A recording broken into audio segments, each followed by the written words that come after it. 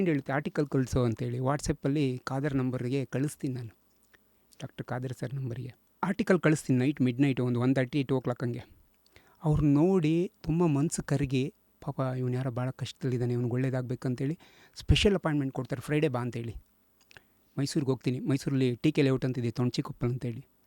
ಅಲ್ಲಿಗೆ ಹೋಗ್ತೀನಿ. ಅವ್ರಿಗೆ ಹೋಗ್ಬಿಟ್ಟು ತೋರಿಸ್ತೀನಿ. ನೋಡ್ತಾರೆ, ಭಾಳ ಟಫ್ ಕಂಡೀಷನ್ ಇದೆ. ಸರಿ, ಒಂದು ಕೆಲಸ ಮಾಡು, 7 to 8 ತಿಂಗಳು ಸಾಮೆ ಮತ್ತು ಆರ್ಕ ಇದನ್ನು ಬಳಸು, ವಾಸಿ ಆಗುತ್ತೆ ಅಂತೇಳ್ರಿ. ಅವರು ಆ್ಯಕ್ಚುಲಿ ಹೋಮಿಯೋಪತಿ ಡಾಕ್ಟ್ರು ಕೂಡ ಅವರು. ಅದು ಕೂಡ ಮೆಡಿಸನ್ ಕೊಡ್ತಾರೆ, ಹೋಮಿಯೋಪತಿ ಮೆಡಿಸನ್ ಕೂಡ. ಆಮೇಲೆ ಸಿರಿಧಾನ್ಯ ಹೇಳಿರ್ತಾರೆ. ನಾನು ಆಲ್ರೆಡಿ ಬಳಸೋಕ್ಕೆ ಶುರು ಮಾಡಿರ್ತೀನಿ.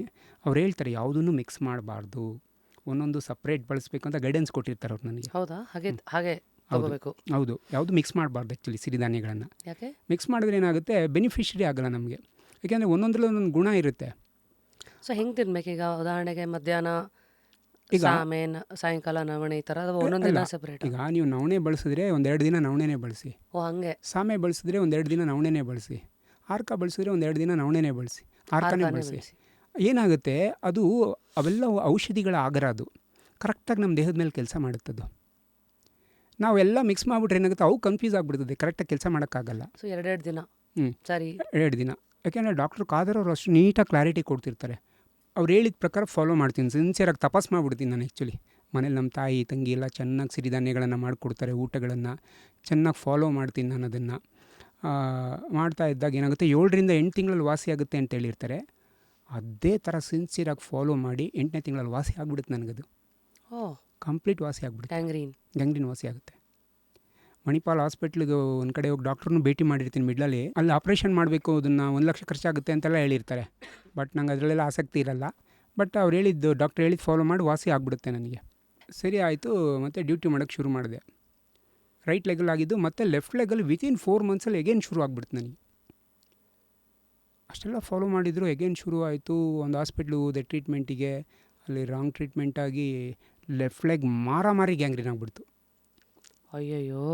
ಮಾರಾಮಾರಿ ಗ್ಯಾಂಗ್ರೀನ್ ಅಂದರೆ ಬದುಕೇ ಬೇಡ ಅನ್ನೋಷ್ಟು ನೋವು, ತಡೆಯೋಕ್ಕಾಗಲ್ಲ. ನೀವು ಗರುಡ ಪುರಾಣದಲ್ಲಿ ವೈತರಣಿ ಅನ್ನೋ ನದಿ ಹೆಸರು ಕೇಳಿರ್ತೀರ. ಆ ವೈತರಣಿನ ನನ್ನ ಜೀವನದಲ್ಲೇ ನಾನು ಮನೇಲಿ ನೋಡಿದ್ದೀನಿ. ಯಾಕೆಂದರೆ ಅಷ್ಟು ಪಸ್ ಬರೋದು. ನನ್ನ ಇಡೀ ಕುಟುಂಬ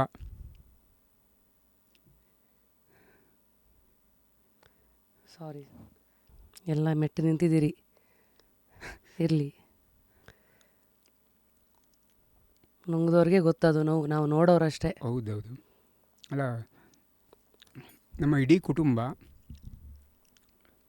ತುಂಬ ಸ್ಟ್ರಗಲ್ ಮಾಡಿದ್ದಾರೆ. ತಾಯಿ, ತಂಗಿ, ತಮ್ಮಂದರು. ಅಂದರೆ ಏನು ಆಗ್ತಾಯಿತ್ತು ಆ ಟೈಮಲ್ಲಿ? ನಿಮ್ಮ ದಿನಚರಿ ಹೇಗಿತ್ತು? ಎಲ್ಲೂ ಹೋಗೋಕ್ಕಾಗಲ್ಲ, ಗ್ಯಾಂಗ್ರೀನ್ ಆಗಿದೆ. ಮನೇಲಿದ್ದೀನಿ, ಪಸ್ ಬರ್ತಾ ಇರುತ್ತೆ. ವಾಸಿ ಆಗುತ್ತೆ ನಾವು ಓಪು. ಬೇರೆ ದಾರಿ ಇಲ್ಲ ನನಗೆ, ಹುಷಾರಾಗಲೇಬೇಕು. ದುಡ್ಡಿಲ್ಲ. ಆಟೋ ಡ್ರೈವರ್ ಆಗಿದ್ದವನಿಗೆ ದುಡ್ಡಿಲ್ಲ. ಅದು ಗಾಡಿ ಓಡಿಸಿದ್ರೇ ದುಡ್ಡು.